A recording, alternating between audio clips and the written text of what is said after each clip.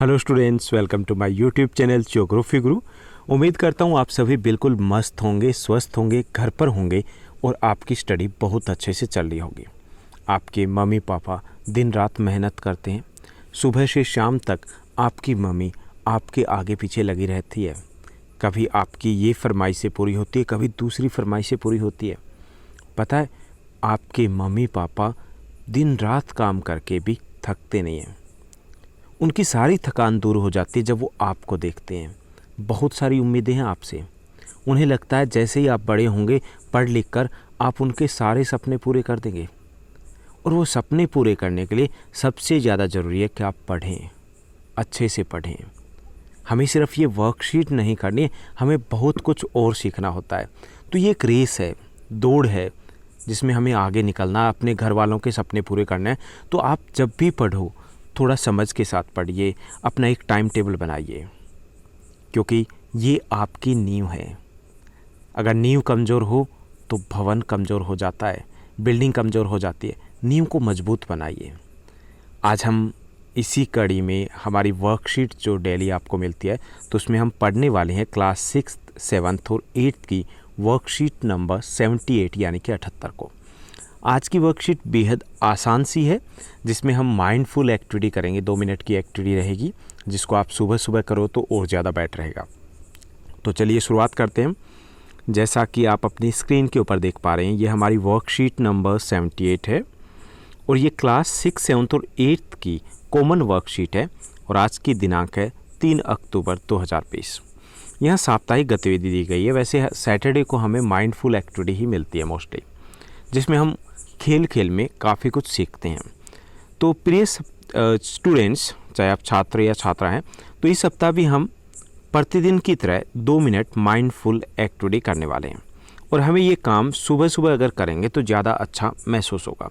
तो आज की जो एक्टिविटी है वो है घर की उपयोगी वस्तुओं के बारे में।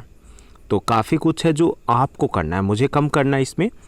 यानी कि ये एक्टिविटी जो दी गई वो आपके लिए है। तो आपको क्या करना है, सबसे पहले सुबह सुबह घर में जितने भी सामान हैं, बड़े सामान की बात करें, मुख्य सामान जो है, उनकी एक सूची बनानी है। ओके। उसके बाद एक और सूची तैयार करनी है, आपको लिस्ट बनानी है कि ऐसी वस्तुओं की जो रोज़ प्रयोग में आती है। ओके। उसके बाद तीसरी लिस्ट बनानी है। इसमें आपको उन वस्तुओं की सूची बनानी है जो सप्ताह में एक दिन काम आती है। यानी कि घर की वस्तुओं में से पहली सूची सभी वस्तुओं की बनेगी, दूसरी में वो चीज़ें हम शामिल करेंगे जो रोज़ काम आती है, और तीसरी में वो चीज़ें शामिल करेंगे जिन्हें हम वीकली यूज़ करते हैं, यानी कि एक सप्ताह में एक बार यूज़ करते हैं। उसके बाद चौथी लिस्ट भी बनानी है। इस चौथी लिस्ट में क्या शामिल करना है, हमें उन वस्तुओं को शामिल करना है जिनको हम एक महीने में एक बार प्रयोग करते हैं। फिर 5वीं लिस्ट भी हमें बनानी है, उनमें वो वस्तुएँ शामिल है जिनका प्रयोग लगभग साल में एक बार होता है। अब एक और लिस्ट बनानी है, छठी लिस्ट, कि हमें ऐसी वस्तुओं की सूची बनानी है जो घर में प्रयोग नहीं होती।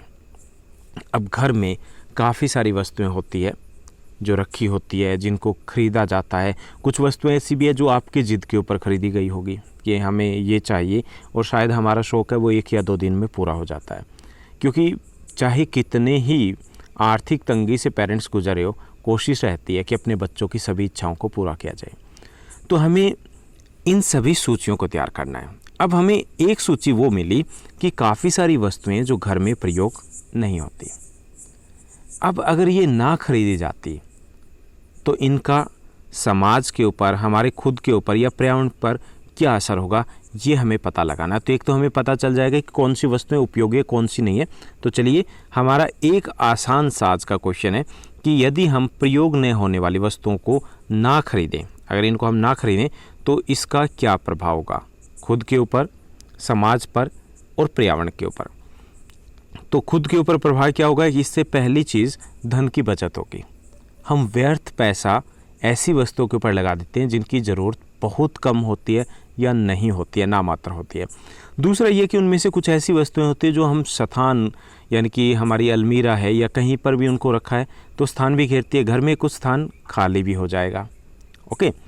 उसके बाद समाज के ऊपर क्या असर होता है कि अगर हम सभी ऐसी वस्तुओं को प्रयोग ना करें तो इससे एक तो आर्थिक लाभ होगा, दूसरा ये कि समाज में भी संसाधन है वो आसानी से उपलब्ध हो सकेंगे, क्योंकि ये वस्तुएं बनती किससे है? संसाधनों से। तो समाज को भी लाभ होगा कि हमें संसाधन है वो और अधिक अच्छे तरीके से उपलब्ध हो पाएंगे। पर्यावरण पर क्या असर होगा? किसे हम पर्यावरण संरक्षण में भी योगदान दे सकते हैं। जैसे कि काफ़ी सारी वस्तुएं हमने ला करके रख दी और वो किससे बनी, जैसे लकड़ी की लगा लीजिए या फर्नीचर की लगा लीजिए। हमने कुछ सोफ़ा सेट या बेड या ऐसा कुछ एक्स्ट्रा ला के रख दिया, उस पर क्या रखा हुआ है? हमने वही कुछ एक्स्ट्रा का सामान रखा हुआ है, कहीं स्टोर में पड़ा है, तो हमने उसको ख़रीदा है। हमारी तरह लाखों और लोगों ने भी ख़रीदा है। अगर उनको ना खरीदेंगे तो संसाधनों की बचत होगी। जैसे फर्नीचर को ना खरीदा हमने, ज़रूरत नहीं थी, लाखों पेड़ों को बचा लेंगे हम। ऐसे ही जो भी वस्तु बनी होती है वो किसी न किसी संसाधन से बनी होती है। तो हम संसाधनों के संरक्षण का एक तरीका ये भी है कि हम मितव्ययी बने, हम अधिक खर्च ना करें, जितनी ज़रूरत हो वही खर्च करें और वही वस्तुएं खरीदें जिनकी आवश्यकता हो। तो आप इस लिस्ट के द्वारा जज कर पाओगे आपके घर में क्या है जो ज़रूरत का नहीं है। फिर आप अपने पेरेंट्स से डिस्कस करोगे कि ये वस्तुएं हमारे काम की नहीं है और आगे आप ध्यान भी रखोगे। पता हमारी ज़िंदगी है वो मैनेजमेंट से चलती है। तो ये हमारी एक एक्टिविटी थी जो मैनेजमेंट से रिलेटेड है कि कैसे हमें मैनेज करना है। अभी एक छोटी सी कहानी और मैं डिस्कस करूँगा आपके साथ जो मैनेजमेंट से रिलेटेड है, बहुत काम की है, पूरी ज़िंदगी भर काम आएगी। आपको कुछ क्वेश्चंस के आंसर देने हैं। आपको ये बताना है कि जंगल में सबसे बलशाली, सबसे ताकतवर जानवर कौन सा होता है? हाथी। वेरी गुड, सही आंसर दिया आपने। अब आपको बताना है कि सबसे तेज़ दौड़ने वाला जो जानवर है वो कौन सा है जंगल में? चीता। ग्रेट, आपको सब पता है। अब आपको बताना है कि सबसे तेज़ दिमाग वाला जानवर कौन सा होता है जंगल में? गुड, आप दोनों ही सही हो। अगर आपने लोमड़ी सोचा है तो वो भी सही है और अगर आपने चिंपांजी सोचा है तो वो भी सही है, यानी कि ये सबसे तेज़ दिमाग वाले होते हैं।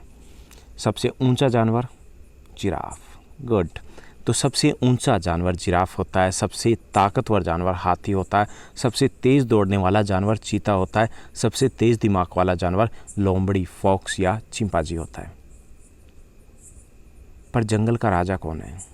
शेर, जिनमें ये चारों ही गुण नहीं है जो बहुत ज़रूरी होते हैं।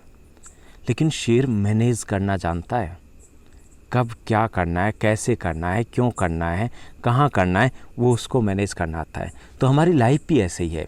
हमारी लाइफ में ये छोटी छोटी चीज़ें हैं वो मैनेज करना सीखिए, चाहे वो आपकी स्टडी हो, चाहे वो घर का सामान हो, चाहे वो आपका टाइम हो, चाहे वो आपके खाने पीने का ध्यान हो, चाहे आपका फ्रेंड सर्कल हो। सब चीज़ों को मैनेज करके चलिए कि क्या करना है और क्या नहीं करना है। ओके, तो इसके साथ साथ अपनी लाइफ के बारे में भी थोड़ा सा सोचिए कि स्टडी के बारे में भी आपको मैनेज कैसे करना है। क्या चीज़ें आपकी लाइफ में जो फालतू की है, जिसमें आप टाइम ख़राब करे हो, क्या चीज़ें हैं जो इंक्लूड कर सकते हो। तो आज की वर्कशीट में बस इतना ही। उम्मीद करता हूँ आज की आसान सी वर्कशीट है वो आपको अच्छी लगी होगी, समझ भी ज़रूर आया होगा और आपके एक छोटे से कमेंट का वेट रहता है। अगर आप यहाँ तक पहुँचे हैं, लास्ट तक पहुँचे, तो एक छोटा सा कमेंट ज़रूर कीजिएगा, अच्छा लगता है मुझे।